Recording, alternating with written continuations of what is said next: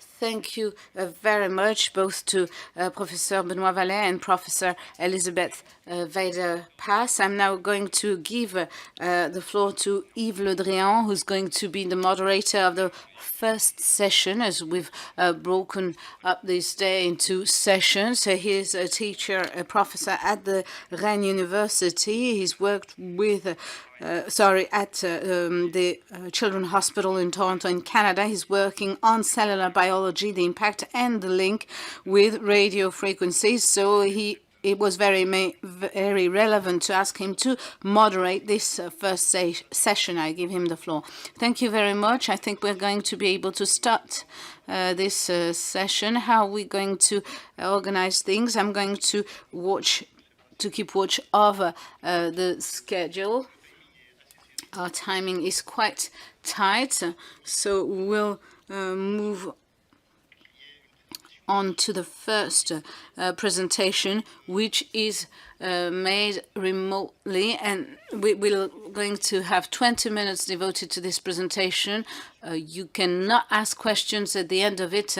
You will be given the floor for the questions at the end of the sessions. And then we are going to have a look at the research progress launched by ANSES, 10 minutes for each presentation. And at the end of this 10-minute presentation, you can ask questions. So please, speakers, join me on stage when it's your turn, and then you can have a general discussion with a Q&A session. So with no further ado, I'm now going to give the floor to Mrs. Émilie van Deventer, who's World Health Organization, working at the World Health Organization, and she couldn't join us today. Good morning. Can you hear me properly? Yes. Well, brilliant. I'm delighted to be able to talk to you today. Unfortunately, I'm stuck at home because I have a little virus whom you all know very well. So I had to change my plans, but I am glad I was able to connect and talk to you via Zoom. I was asked to take the floor on exposure to radio frequencies and symptoms.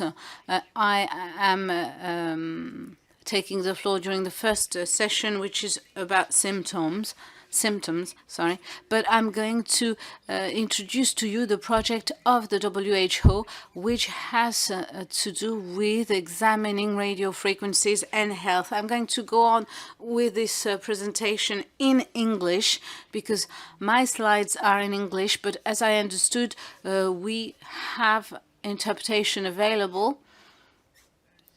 Can you see my second slide now? Can you? Oh, well, apparently you can only see me for the moment and not my slides. On n'a pas vos diapos. Yes, indeed, we don't see your slides. Maybe you should do some screen sharing. Yes, that's it.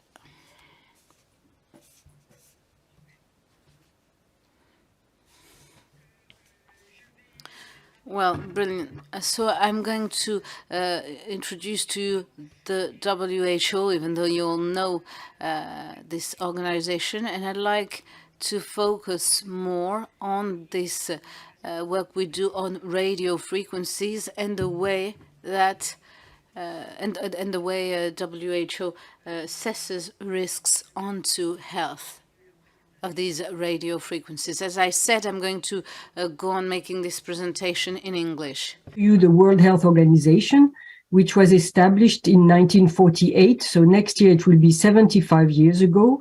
WHO, as we call it, is the United Nations body that is coordinating and directing the work internationally on health and public health. Our main objective is to ensure the attainment by all peoples of the highest possible level of health. And when we were formed in 1948, we defined health as a state of complete physical, mental, and social well-being, and not just the absence of disease or infirmity. And this is important to note in the context of our radio frequency fields. It's not just about diseases, but also about the well-being of the population. And as was mentioned by the DG of ANSES earlier this morning, there is a public concern, a social concern on this topic that we need to address as well. The work of WHO is very much rooted in the Sustainable Development Goals, which I'm sure you have heard about, which were agreed between the United Nations and all its member states. And these goals span the year 2015 to 2030. We have 17 Sustainable Development Goals, which span a large number of global issues, from hunger to education to equality. But the one that WHO is mostly focused on is, of course, SDG, Sustainable Development Goal number 3, about good health and well-being. And as such, a lot of our work is, of course, related to this, but we have shown through this infographic, and this is our position, that actually health is key to all these other goals. And if we don't have health, we will have a problem in terms of trying to reach our targets with respect to hunger, to pollution, to decent work, and so on. WHO has a 3-level structure. We have headquarters in Geneva, Switzerland, but then we delimitate the world into 6 regions. And of course, France is in the European region. For WHO, the regional office is based in Copenhagen, Denmark. And we have 150 country offices around the world, which you can see here as this little star on the map, mostly in low and middle income countries. And of course, we have our International Agency for Research on Cancer, IARC, or le CIRC, that is co-sponsoring the event today. The work that we do on the topic of radiation is handled in WHO by the Department of Environment, Climate Change and Health.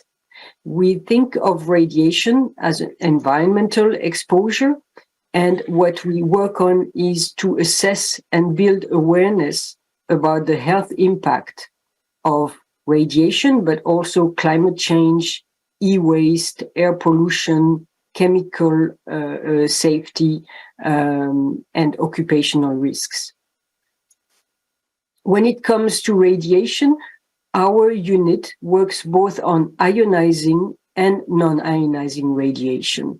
So looking at the impact of accidents in ionizing radiation, such as from Chernobyl or Fukushima, looking at the use of radiation in the medical sector, and also looking at natural sources of radiation, such as radon, in ionizing radiation, but also the sun when we talk about ultraviolet radiation. In terms of electromagnetic fields, we have an initiative that was established in 1996 and that investigates the health effects of electromagnetic fields and also advises member states, national authorities on electromagnetic field radiation protection. Now I would like to spend some time on the activity related to radio frequency fields, which is the topic of today's event.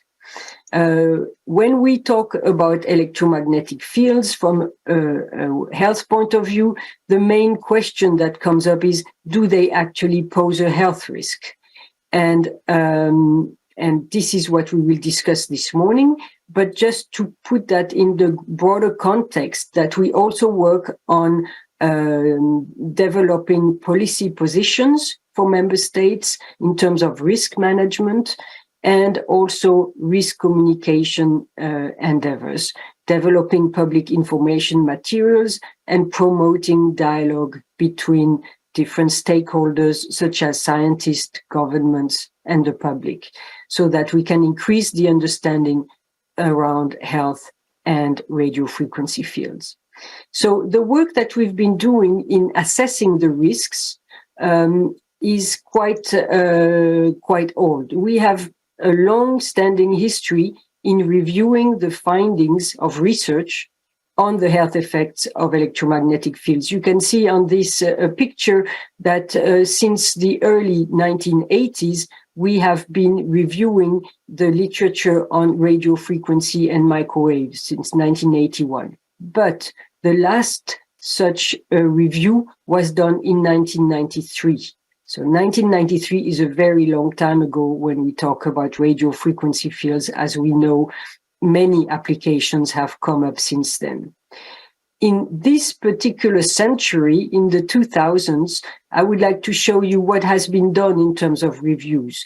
So there has been a review by IARC in 2002 on static fields and extremely low frequency fields. That was followed by WHO headquarters review on static fields and electromagnetic, extremely low frequency fields. Followed in 2013 by the publication of the IARC monograph on radio frequency fields. And now we're working in WHO on RF. So you may wonder, what is the difference between these monographs from WHO headquarters and IARC? And I wanted to try to explain this in these graphics here to show you that when we do a health risk assessment, there are several steps. The first one is to identify the hazard, and then to look at the assessment of the exposure around you for this hazard, then try to develop an exposure response relationship, and finally, with all these elements, be able to characterize the risk. So from a WHO perspective, IARC has been doing this hazard identification when it comes to cancer. And with respect to RF, as mentioned, in 2013, they published a monograph related to the carcinogenicity potential of radio frequency field, and they classified RF as possibly carcinogenic to humans, which is, in their language, the group 2B. They worked using the preamble to this monograph that describe a specific process to come up with this classification. Now, from a WHO headquarters perspective, we go a little beyond this because we look at all studied outcomes, not just cancer. And we do, as far as we can, an exposure assessment, an exposure response assessment, and risk characterization as much as the published literature enables us to. And so this is what I will be discussing today. So this document, which will be published in the Environmental Health Criteria series, has for objectives to review the scientific literature, and we're looking here at the adverse health effects of exposure to radio frequency fields, not at the beneficial effects. We are performing, as I said, a full health risk assessment as much as we can in terms of the evidence. We also will compile a summary of national policies around the world, and we did a preliminary survey in 2012 with the help of ANSES, which we published in 2013. And we will also identify gaps in knowledge. So the scope of the work is radio frequency fields defined between 100 kilohertz and 300 gigahertz, looking at both public and occupational exposures, not just medical exposures. And in terms of the target audience for this work, it's mostly policymakers in ministries of health, of course, but also ministries of labor, environment, telecommunications, and other organizations that are involved in developing exposure guidelines as well as professional societies and academics, researchers. The way we do this evaluation of the research is that we look at different types of studies, whether they be epidemiological studies or experimental studies. And when we talk about experimental studies, we are thinking about animal studies, cellular studies, human volunteer studies. And in the process, we have defined 13 main health endpoints that have been studied with respect to radio frequency fields. We have looked at thousands of references, and for each health outcome, we looked per type of study, developed inclusion criteria and quality criteria to select the papers for inclusion in this work. We developed a narrative review starting in 2012 once IARC had their meeting, and then came up with a report that was a draft report that was put out for comments publicly in 2014-2015. However, in parallel to this work, WHO adopted internationally recognized methods and standards for guideline development. And they asked us to change the processes that we had used and to base our work on systematic reviews of the literature. So then that's when we didn't start again from scratch, but we did have to review all the work that had been done. And at that time, we contracted a methodologist very familiar with systematic reviews. So here, just to explain very briefly what is a systematic review, it's a scientific investigation that focuses on a very specific question. So these questions are usually posed in a certain way. We call them PICO questions or PECO questions in this case. And that means that the question is posed in advance and describes exactly the populations we're interested in, the exposure, the comparator between exposure and non-exposure, and the outcome that we are looking at in terms of health outcome. And we pre-specify the method, the scientific method that we will use. And the idea here is to ensure transparency and rigorous methodology. And so other people could then reproduce the results. So here we scope the work, we formulate the PECO question, then we look at the literature, synthesize the evidence, grade the evidence as to whether it's weak or strong with respect to the specific health outcome, and then formulate recommendation.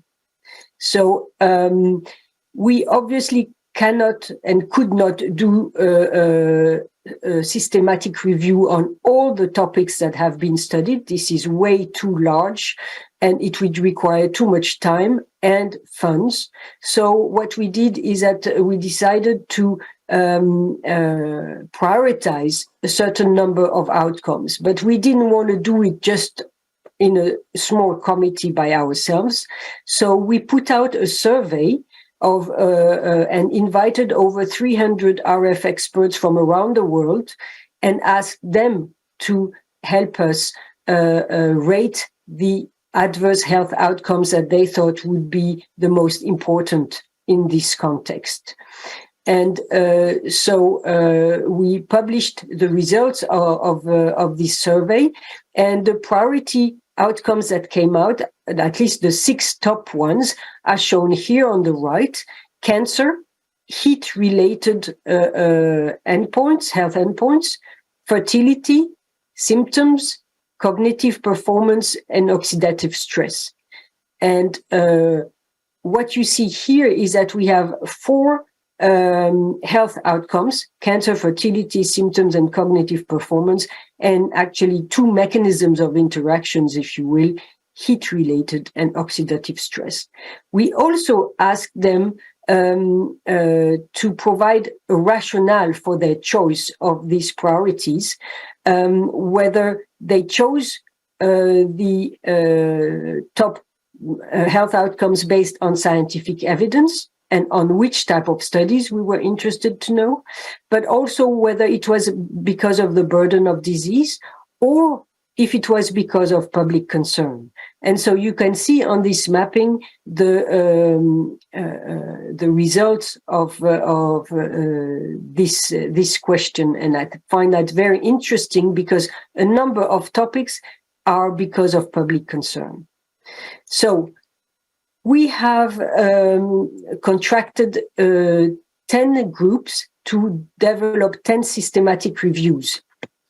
And I show here a mapping of these 10 systematic reviews in terms of types of studies, whether they would be observational studies, or experimental studies. I just wanted to take the example of symptoms because you asked me to talk very briefly about symptoms.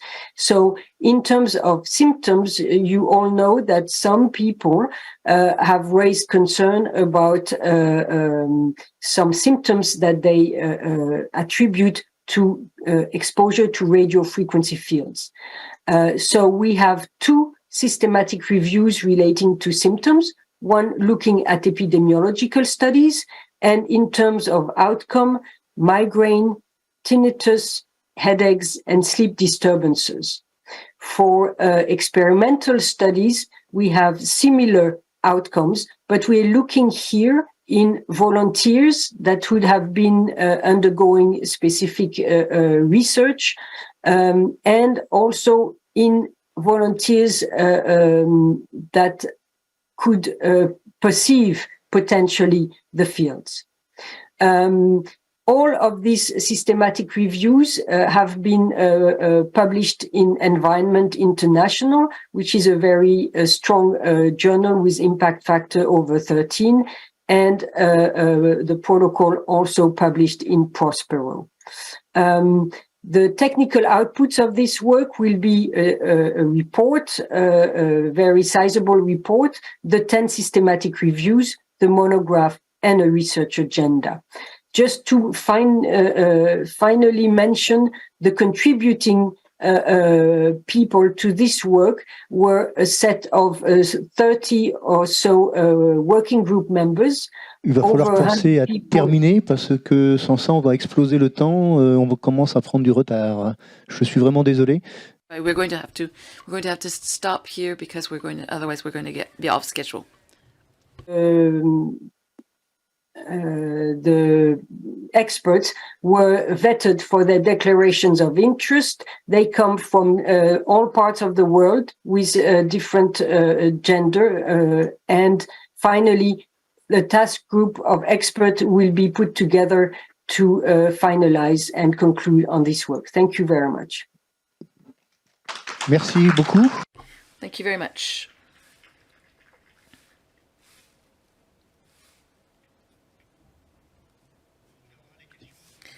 We will ask you to keep your questions until the end of the session. Now I'd like to ask Isabelle Deltour to come and present the progress that's been made with the Cosmos project.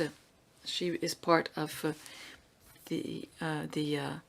she's a member of the International Agency for Research on Cancer. Good morning, everyone.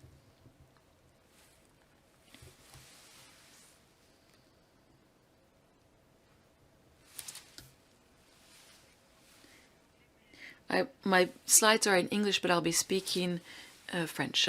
I am Isabelle Deltour. I am an epidemiologist at the International Agency for Research on Cancer, and I'll be presenting the initial description of the results of the Cosmos France project, which was launched by IARC.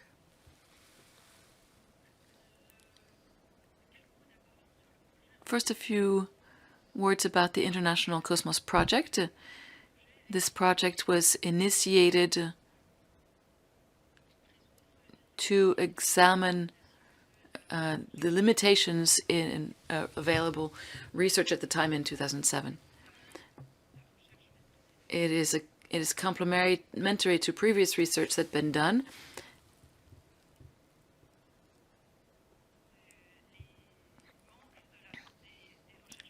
And addresses research gaps that were underlined or were highlighted by the WHO regarding long-term use and prospective studies. The goal is to investigate the possible health risks associated with long-term use of mobile phones and other wireless technologies. This is a European project which is ongoing in 6 countries, which Finland, the Netherlands, Denmark, France, and the latest one started in 2019. There are discussions underway in Germany to see if they would like to also participate following the French model. Participants are recruited according to lists of people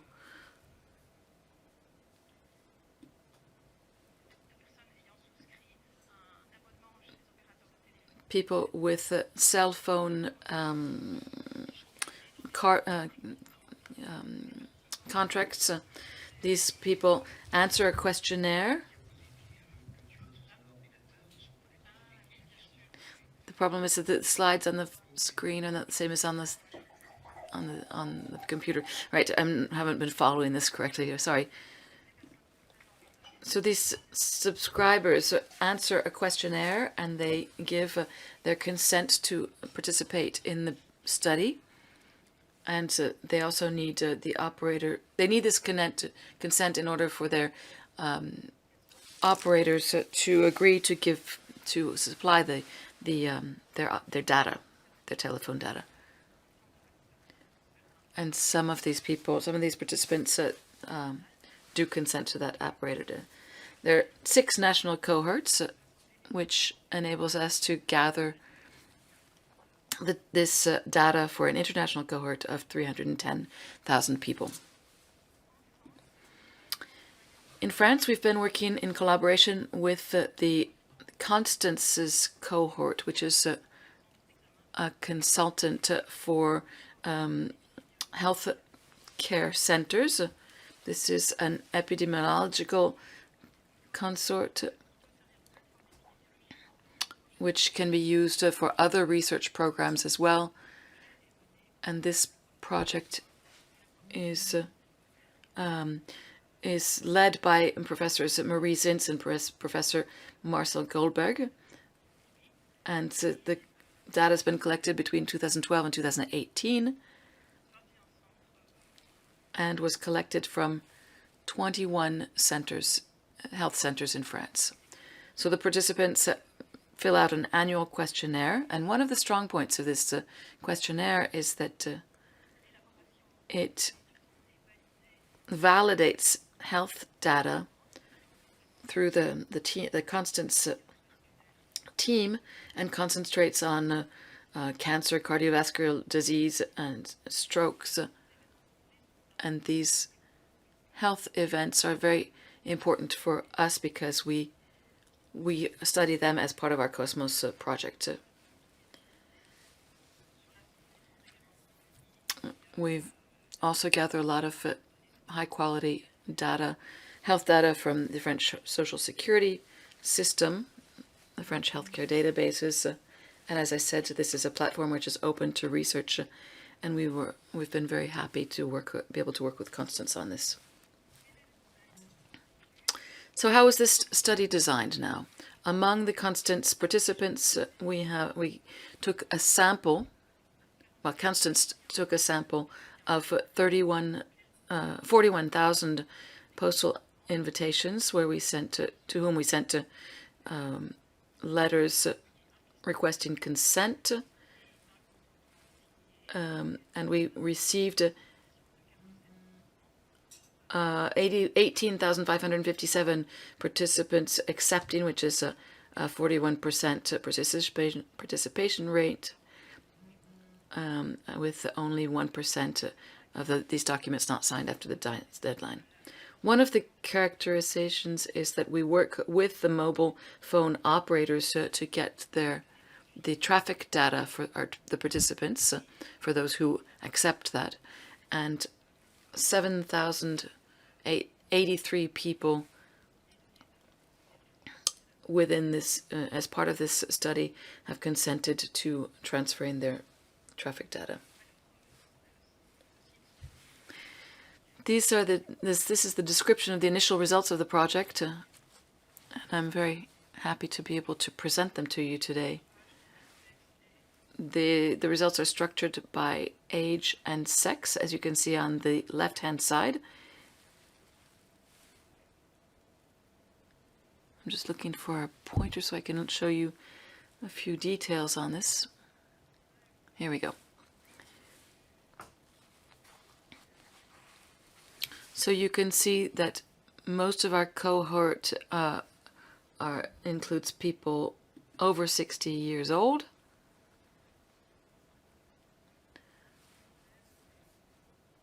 And the young people represent a smaller proportion, 1/4 of the participants. The participation is categorized by age here on the right-hand side and by sex.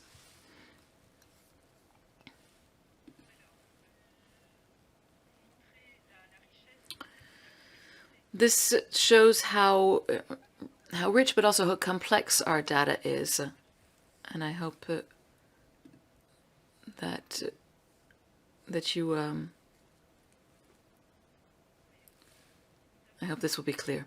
So we investigated the spread of the COSMOS participants, depending on whether they were smokers or not. Most of our cohort represents people with 14 to 15 years of education, so generally 2 or 3 years after their the high school degree, which represents, and these figures represent a proportion of participants at each educational level and in each gender group. Here you can see the trends among the cohorts. The older the participants, the less education they have, and this is true for both men and women.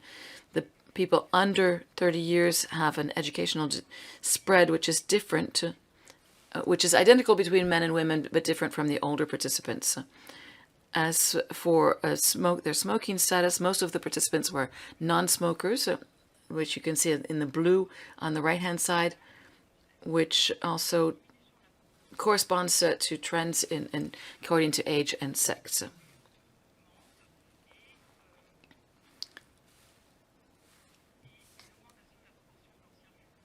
And there's a large proportion of ex-smokers as well. We also looked at the duration of use of mobile phones as self-reported by the participants. And here we can also see some major trends which evolve, and this is represented on the graph as well.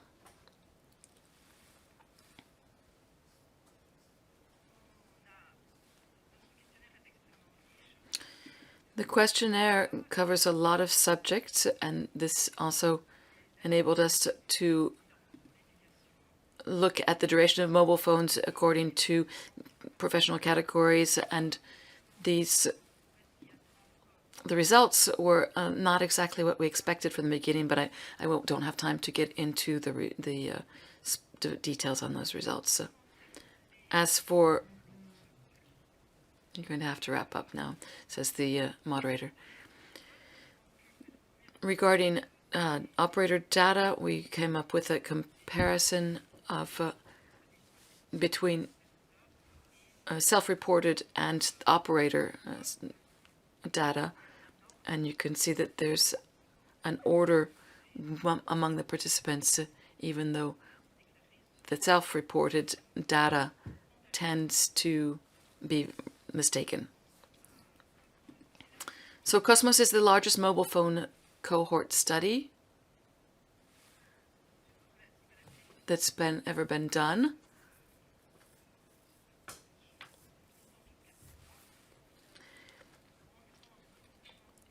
In France, Cosmos France is the largest mobile phone cohort, and now we have some future plans. We want to do additional data analysis on the data, and this is a long-term project which will continue.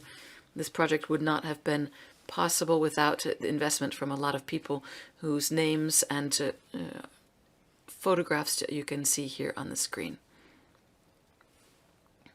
And that brings me to the end of my presentation. Thank you very much. Sorry to be so tight on the timing, but we will have a couple of minutes for questions from people in the room and also questions from people on internet.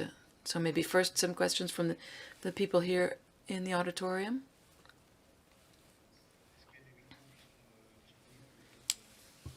Can we get a microphone for the question for this lady here in the audience? You didn't have time to tell us, but you said that you were surprised about some of the results were surprising to you. What was the surprise? The relationship between people's concerns and their cell phone usage. I would have thought that people worried about using their cell phones would use the cell phones less. But in fact, when we look at the trends, when you just look at these two variables, it's actually the opposite. The people who are who self-declared that they were worried about using mobile phones are also the ones who use their cell phones the most. And those who are not concerned includes the group of people who use their mobile phones the least. So it's not a very stark difference, but the trend was not what I would have spontaneously expected. And that's why we have to be very careful about examining the age and other factors which can have a result on the outcomes of these studies. We have time for another one or two questions over here on this side in the audience. Good morning and thank you for the presentation. I have a question about the data that was collected. You're just looking at phone call durations, not other uses of the mobile phones. You're talking about operator data? Yes, but what was presented was the volume of calls, yes, which remains the major source of radio frequency exposure in the population before the arrival of 5G. We also have information on the volume of data transferred from operators, and that hasn't been that data has not yet been exploited. Yes, so because the phone calls are generally short compared to the other usages, for example, 5 to 6 hours a day for teenagers. Well, our study doesn't cover teenagers. We're going to take a question from people who are following remotely. We have a question regarding the publication of the results of this study. Well, 2 publications have already come out. One on sleep disturbances and one on headaches from publications from Finland and Sweden. And there are other publications which are being prepared by Cosmos International and will be coming out soon.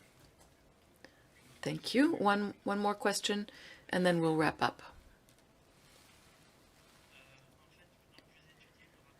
So you study the relationship between cell phone usage and wireless usage and cancer risks. I'd like to know whether you have results, and if you have not found any results, what do you think of that?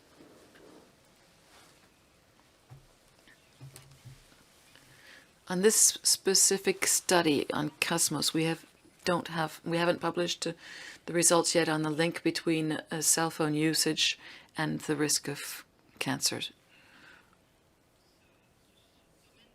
This field of research is currently very active. There are many publications which are focusing on this question. I myself published an analysis recently on the development of incidences of glioma cancers in Nordic countries, and we have not seen an impact of cell phone usage on any changes in brain cancer incidences.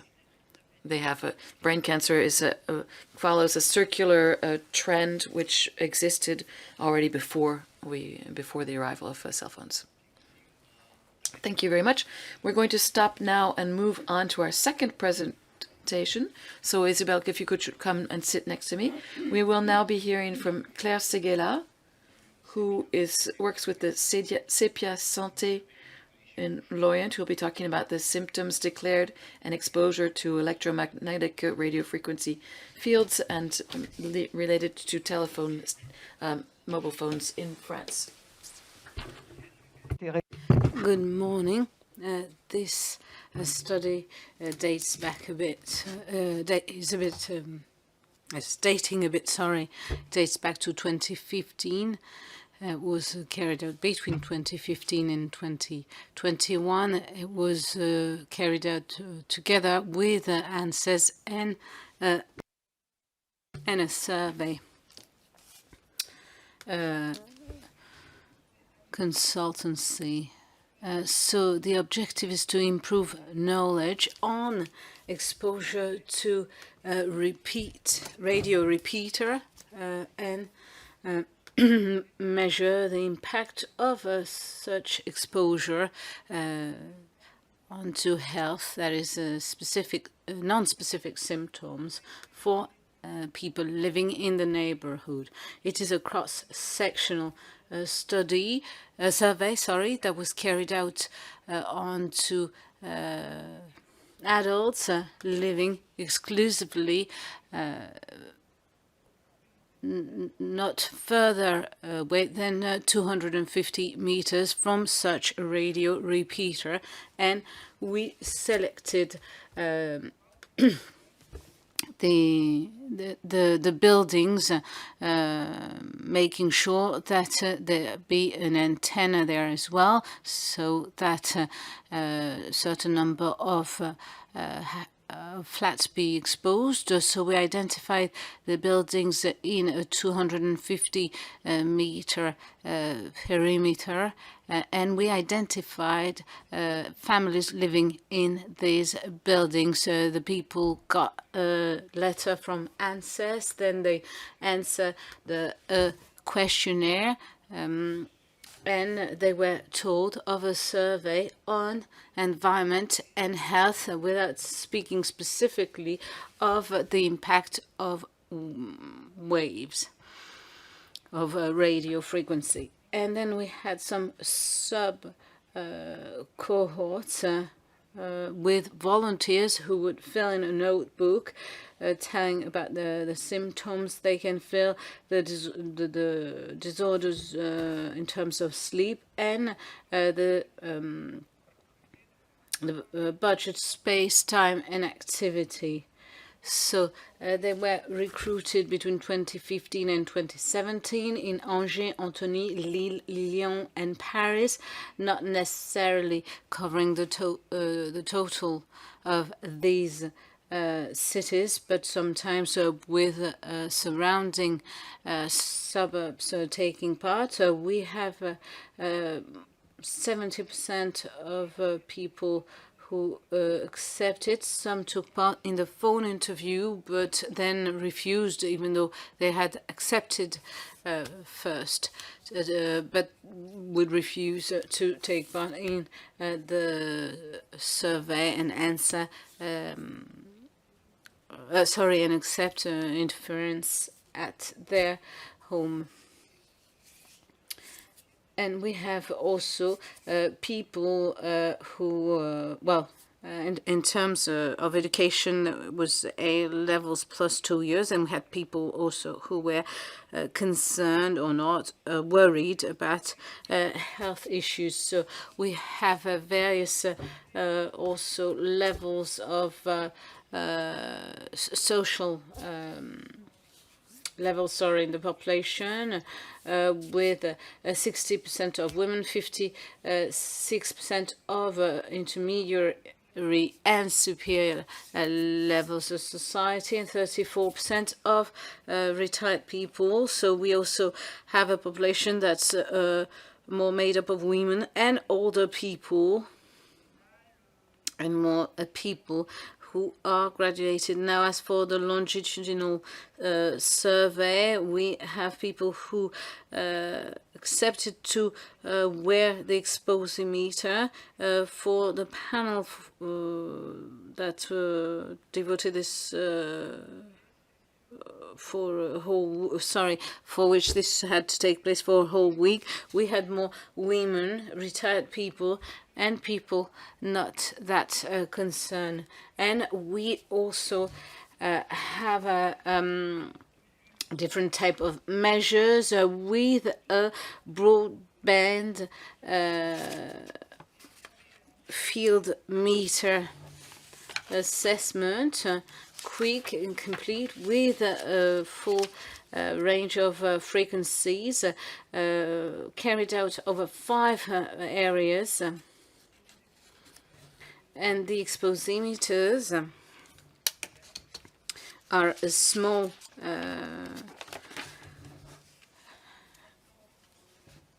device that people wear, and we have here a time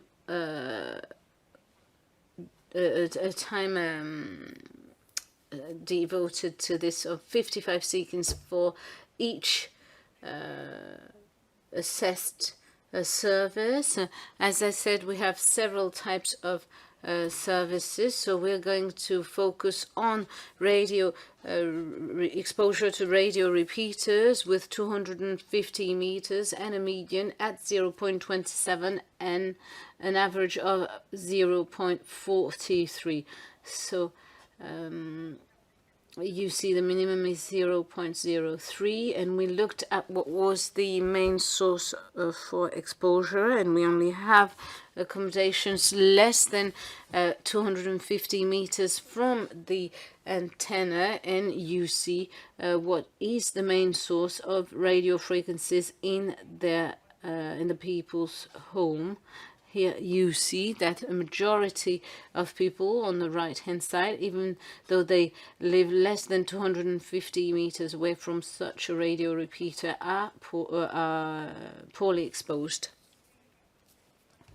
What are the factors related to greater exposure? Well, we can look at the types of households or accommodation, so a majority in urban areas here. The direction that the antenna was set into, and we see whether people are facing it or not, and then which floor they live on. 2, 3, 4, 5, and it's even more, and we see more exposure above the 6th floor. So that's for people who wore an exposimeter. We also checked the difference between day and night. We had a panel. We had the panel for 2 days. You see a little more exposure during the day than at night, but we didn't see much difference between the week and the weekend, and we could see a little more exposure when people move from home to go elsewhere. Now for case B, we looked at the measurements at home and the number of hours spent at home, and we have good correlation in both cases between this type of measures and the case B measure rather than the measurement with exposimeter. But as I said, it was made in a specific place in the flats. So we've identified the variables. We got better knowledge of the variability between day and night and according to the days of the week.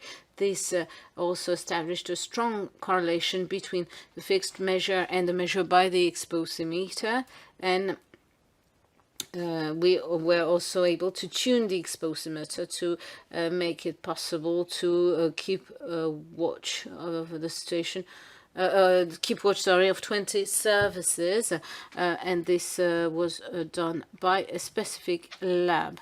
So now, as for sleeping disorders, we have variables that are used by other researchers with an increase in exposure. We take into account the various characteristics, the traditional ones, anxiety.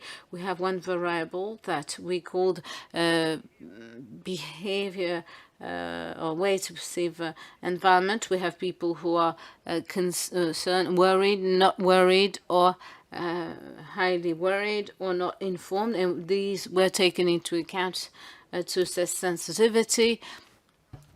The main results here that you can see is that there is no relationship between, there is a relationship between the symptoms and the level of anxiety and worries, but not related to the waves themselves. Now, in terms of sleeping disorders, we see a relationship with anxiety, but non-significant relation with waves and concern. But we see also a connection between the waves and behaviors. This means that the results between sleeping disorders and the level of anxiety of people is quite relevant, and sleeping disorders increase for these people when these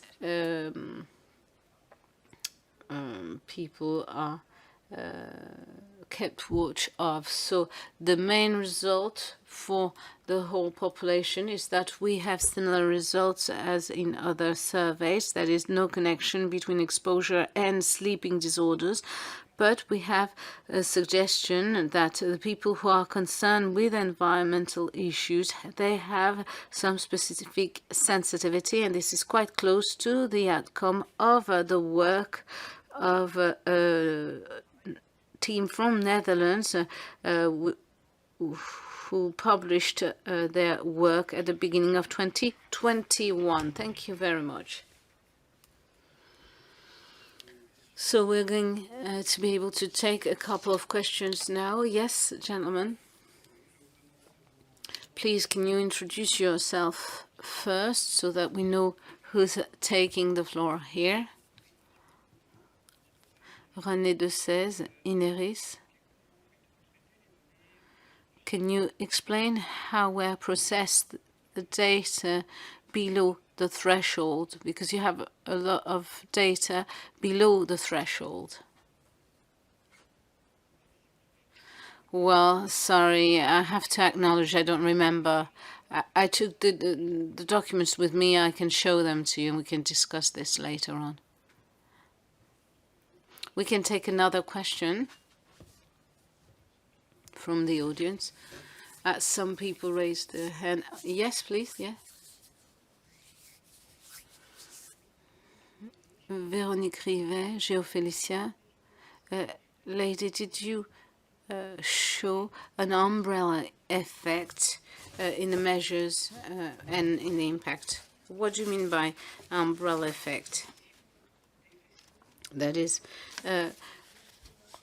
according to the direction of the beams, the people who be closer be less impacted than people who are further away or not in line with the radiation itself.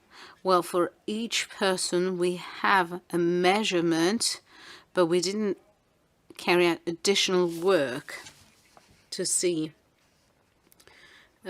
where was each person position vis-à-vis the antenna, the radio repeater.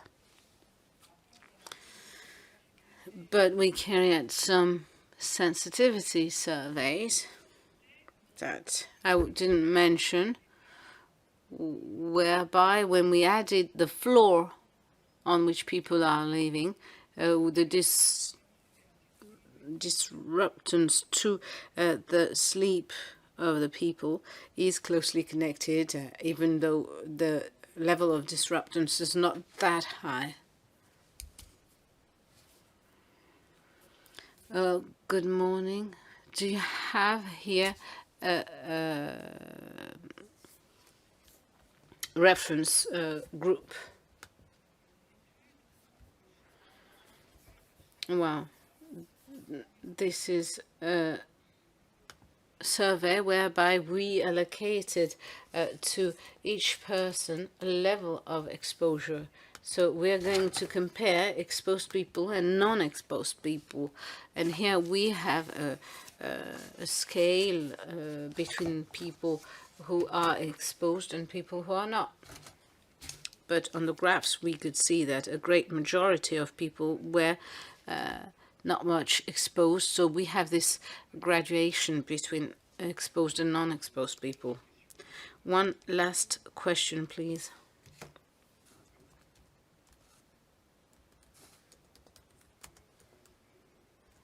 Alain Azoulay, honorary professor at SEPIA.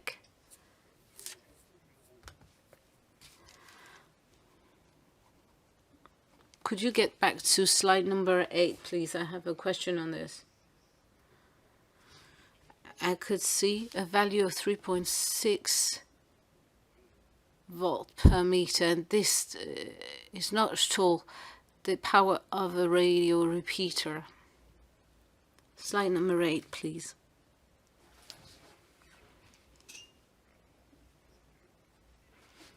That's the maximum exposure.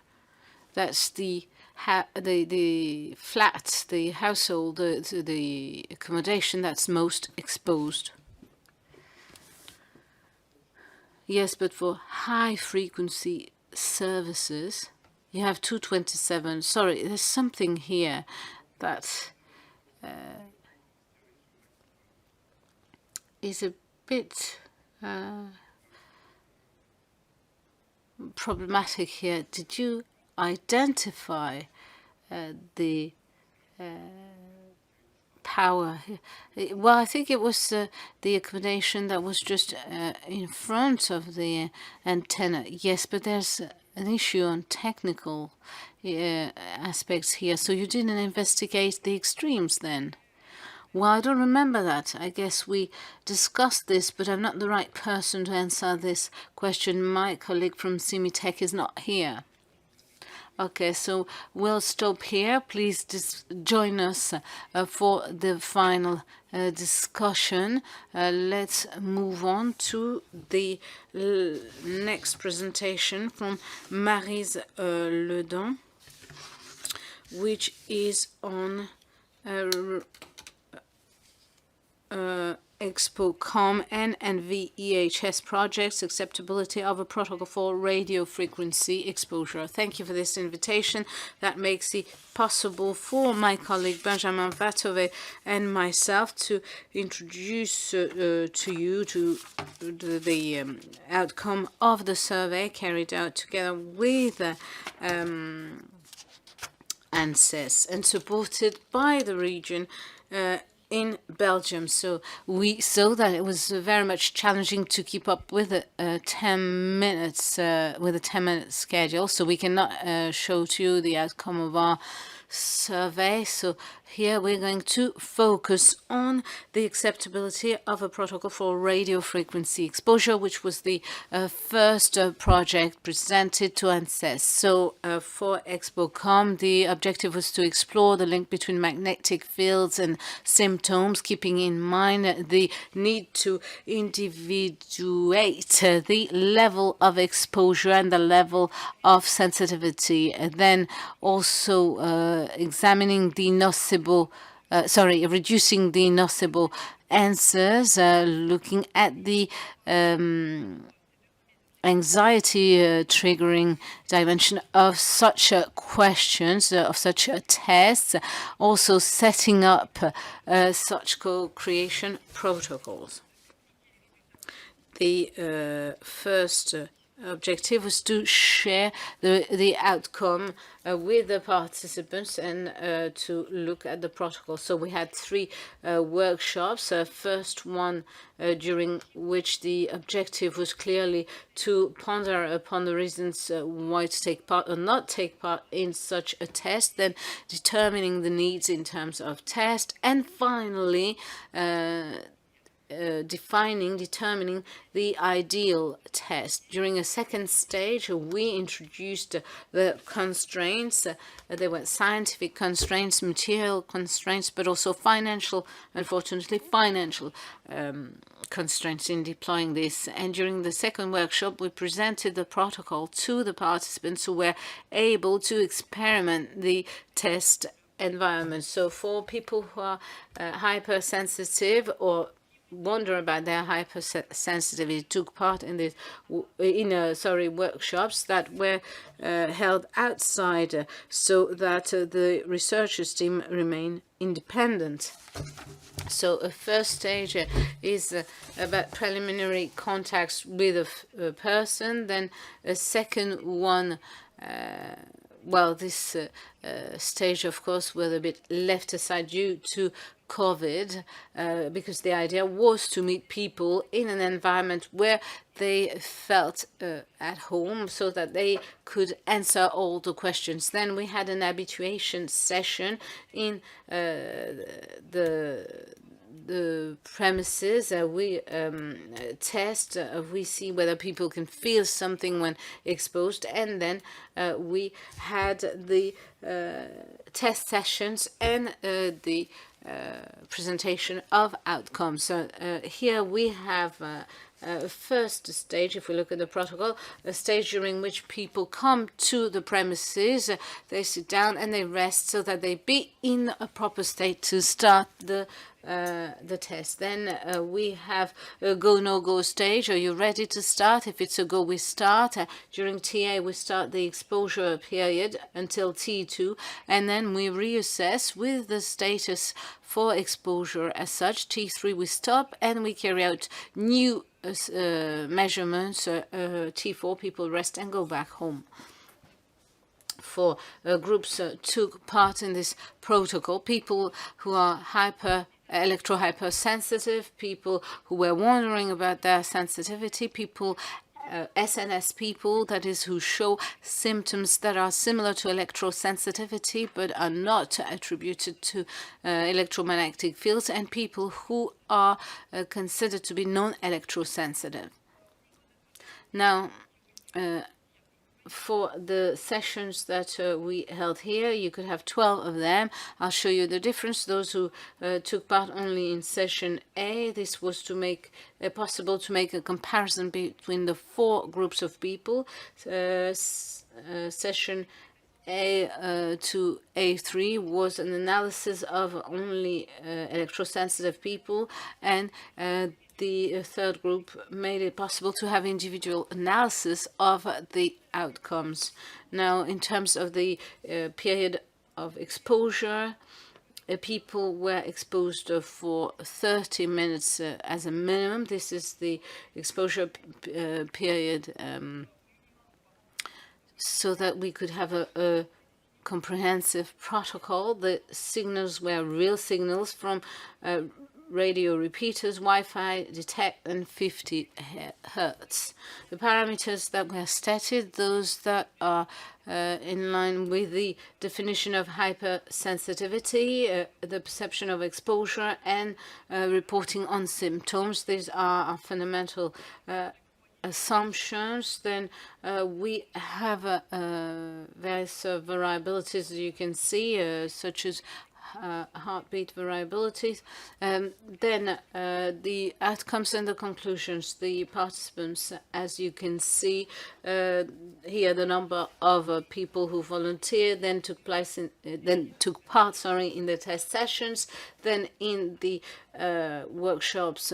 Reporting back on what happened in 2021. At this stage, we had no correlation between the exposure and the symptoms. It was determined that the protocol was acceptable and that we could go on, but we had to pay a lot of attention to the various types of pieces of information given during these sessions. Now I'm going to give the floor to my colleague for the the premises developed within ExpoComm and the publications. So I'm going to show to you the ENVI-EHS survey, which is very much in line with ExpoComm. So first it's about setting up premises for tests and also recruiting hypersensitive or electrosensitive people with the usual methods, taking advantage of the things established by ExpoComm, but also contacts that we can find on the internet and via hypersensitive people associations. So we had 47 participants who are hypersensitive, 16 of which took part for individuation, and 55 people who were non-electrosensitive, as Maryse presented to you. So the outcome of the test, I'm going to be extremely quick because this is not core to the presentation, but both for the comparison of the four groups, the electrosensitive and non-electrosensitive, following the three first exposure sessions, we did not notice any significant difference either between the perception or the reporting on symptoms. Now, for individual analysis for people who are electrosensitive and those who took part in the 12 sessions, we didn't see much difference in terms of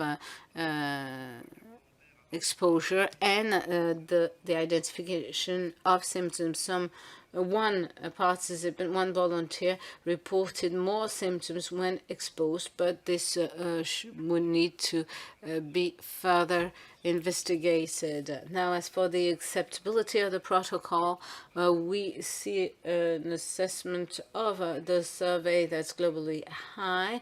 The difference between the groups is that for hypersensitive people, improving knowledge and acknowledgement of public authorities of the needs of hypersensitive people is very important. For those who wonder, it just gave them a better knowledge of their sensitivity and made it possible for them to check whether they were hypersensitive, electro-hypersensitive. And for non-electrosensitive people, there's an improvement of knowledge and the need to have acknowledgement from professional from the health field of this issue. Now, in terms of the assessment of the survey, we had an assessment of 8 out of 10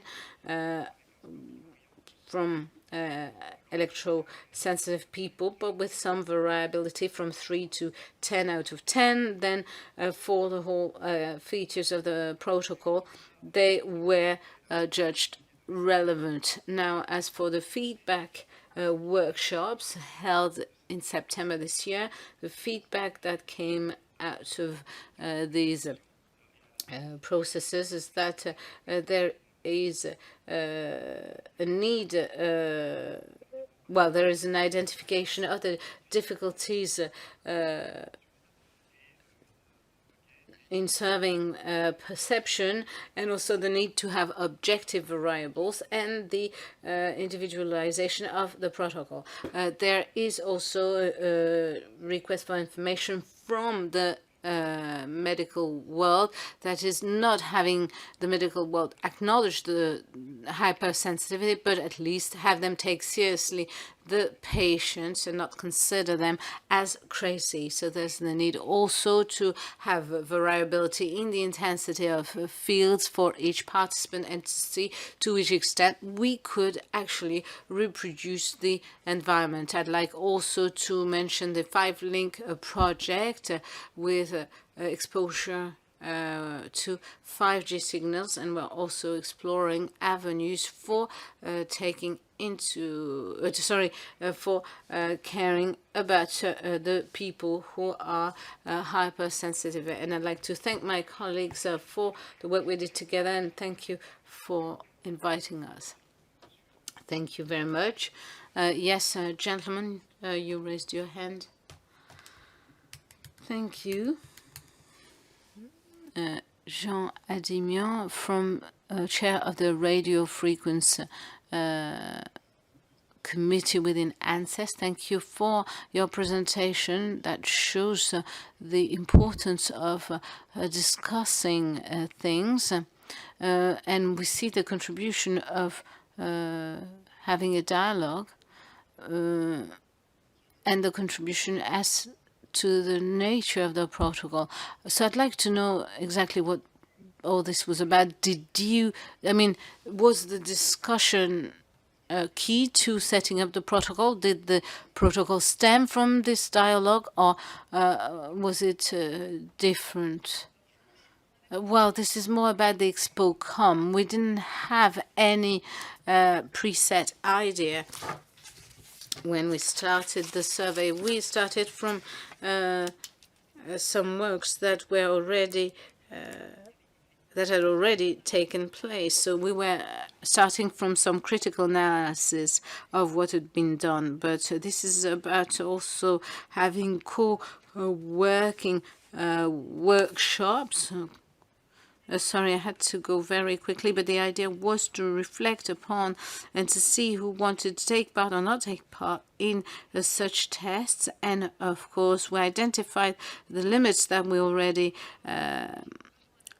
pondered upon during previous surveys, but we could reflect upon the needs of people and what would be the ideal test for these people. And we had to introduce a series of constraints, scientific and material constraints, financial constraints, because we couldn't do everything with the budget we were allocated, which on the other hand was a good budget. I'm not criticizing it, but at some point we had to work according to these constraints, and we worked with the people to set up a protocol.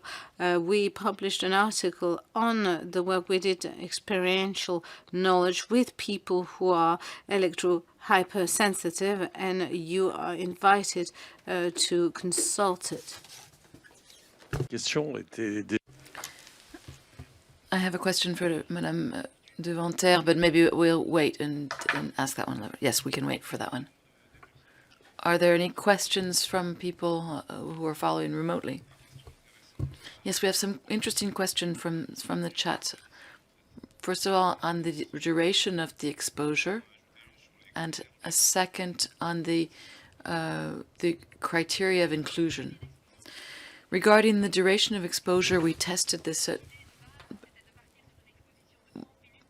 we wanted to start with a 30-minute exposure, because that seemed to be the limit for having cognitive results. We couldn't expect to have cognitive results with a 30-second exposure. So we decided on 30 minutes. People who decided to participate, some of them decided that 30 minutes wasn't enough, and so we decided to individualize the test conditions, particularly for the people who had symptoms that were too strong. And so those people participated in what we called an adapted protocol. And as soon as people felt symptoms, we stopped, because we didn't want to push them too far. But There's a comment off mic. So we didn't eliminate them.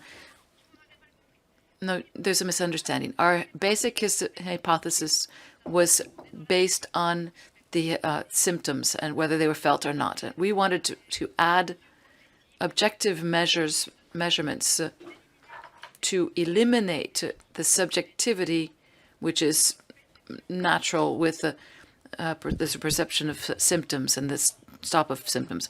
But the people who wanted to participate could not expect a cognitive change or a cardiac change in a 30-minute second. So we fixed this 30-minute duration. We can talk about that afterwards if you want, but first I'd like to finish answering the question. So for those who felt that 30 minutes was not enough, we gave them a longer exposure, and some of them, a minority of these people, chose shorter exposures. There was a pause button that enabled people to turn on and off the exposures, and so people with the adapted protocol could pause the radio frequencies and then turn them back on again.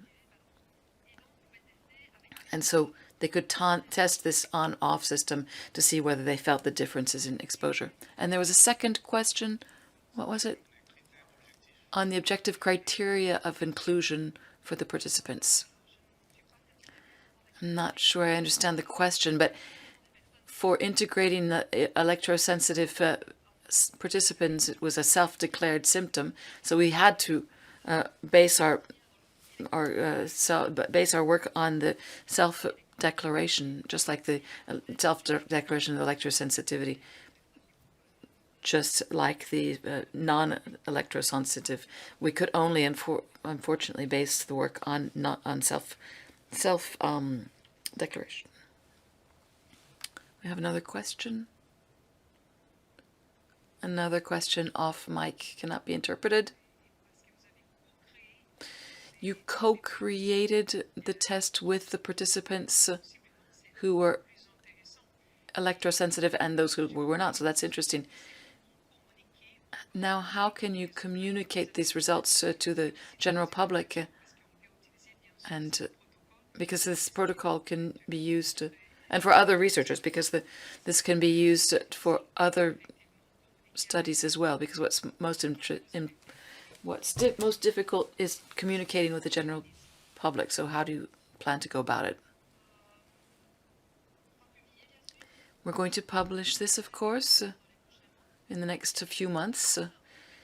Starting tomorrow in Belgium, we have a press release in my colleague's institute, which is planned, and this will open up the results to people who want to consult the results, but communicating on the importance of continuing with this work, because I think there are other things, for example, on individualizing the test protocols and working more individually. We were not able to show the comparison between the electrosensitive participants. There were some surprising relations.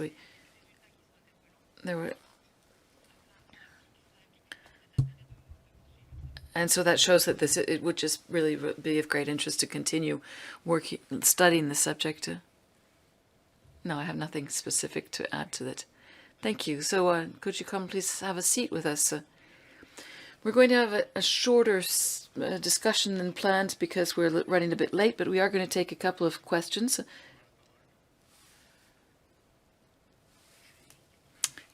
Good afternoon. I am with an NGO called Alert Floodgate, and I have a question.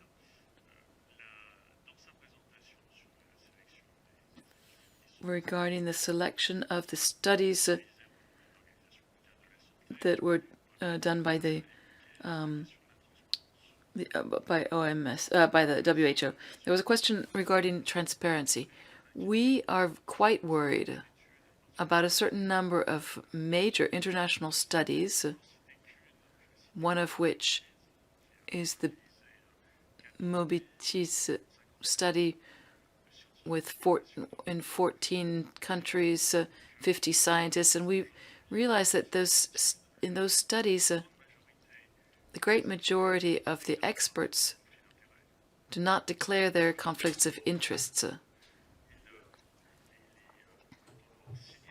And when we point out the conflicts of interest, and when the conflicts of interest are pointed out to the scientific reviews, because this particular study was the object of 30 different articles, and the journals do not signal those conflicts of interest. And I think this is really essential. So I'd like to know on what criteria the WHO integrates conflicts of interest in the final selections of what will be included in the final report.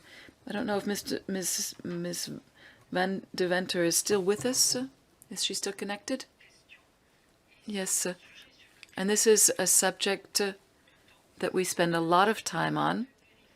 We do verify the experts that we work with fill out a questionnaire on conflicts of interest, and we verify that independently.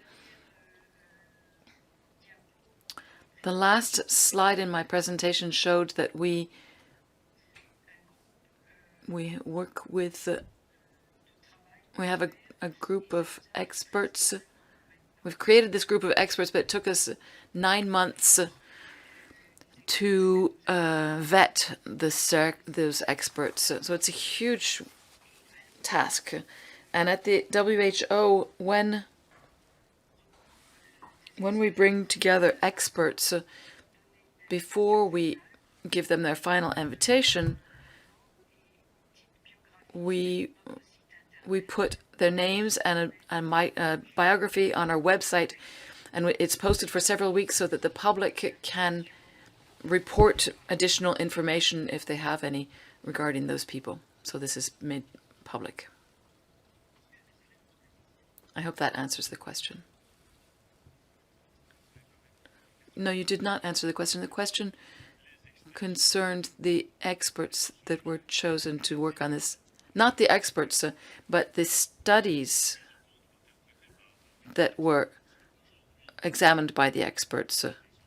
For example, if we look at the Mobitis study, this is an international study, and we can imagine that the HMO and IARC were looking at this because it's a study about young people and children. And if we look at that study, that the protocol of exposure, children's exposure, was defined by 18 experts, 14 of whom were either funded by cell phone companies or had conflicts of interest because they worked for cell phone companies. So you can understand that, knowing that, and knowing that they've mobilized over 30 articles, which were undoubtedly reviewed by the WHO, this puts the future credibility of the work that's being done into question. Yes, that's a good question. Thank you for having brought this up. And thank you for clarifying the question. In the systematic review that we do, in the protocols that are published, there is that point is raised, the point regarding conflicts of interest and the funding. The funding for the studies that are mentioned, it's called risk of bias. So I would suggest that you look at the protocols which are published in the journal that's called Environment International. There's a special issue on that specific subject.